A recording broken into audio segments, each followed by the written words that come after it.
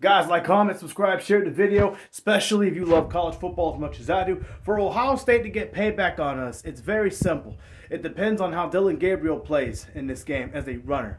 I'm not too concerned about the passing ability because our defense played pretty good even against Tennessee. Now, granted, Nico is nothing compared, and no offense to him, I know he's just a kid trying to better himself as a player and everything, but he's nothing compared to Dillon Gabriel. And that's a pretty big thing to say because Dillon Gabriel, in my opinion, is the second best quarterback in the country behind Miami's Cam Ward. So it depends how our defense. I'm not going to say we're going to shut him down. You know, Dillon Gabriel has never been shut down in a college football game. Any game he has started, he's either won or he's been a part of why they've lost in terms of turnovers. Dillon Gabriel has been turnover prone.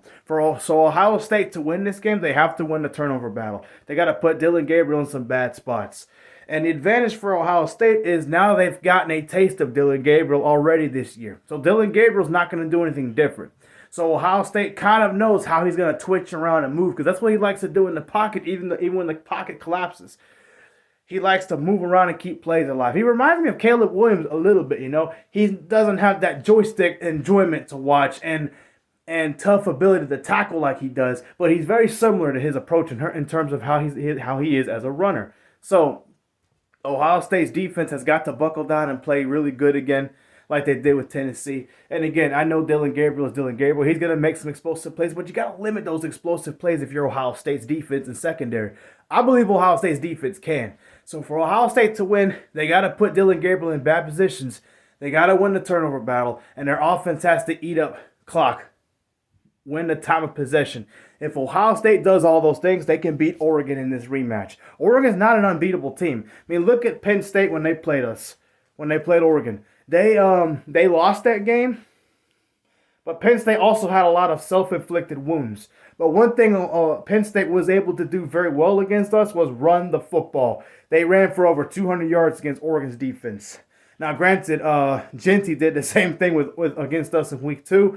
That's a big red flag if you're an Oregon fan like myself. So for Ohio State, they were able to, you know.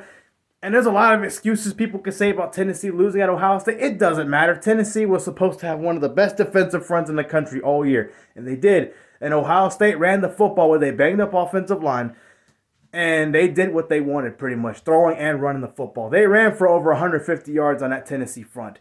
And I believe Tennessee's front seven is more physical than Oregon's. In other words, Penn State would not have run the football through Tennessee like they did with us. So again, for Ohio State to win, I believe they'll be able to run the football better with their running backs. They do have Judkins and Henderson at running back, which is probably the best duo in the country, the two best running backs in the country. Outside of Genty, you know, because Genty's a one-man show. But if you had to deal with an offense that had two really good running backs and you had to stop them both, which would be almost impossible, it'd be Ohio State's running backs, Henderson and Judkins.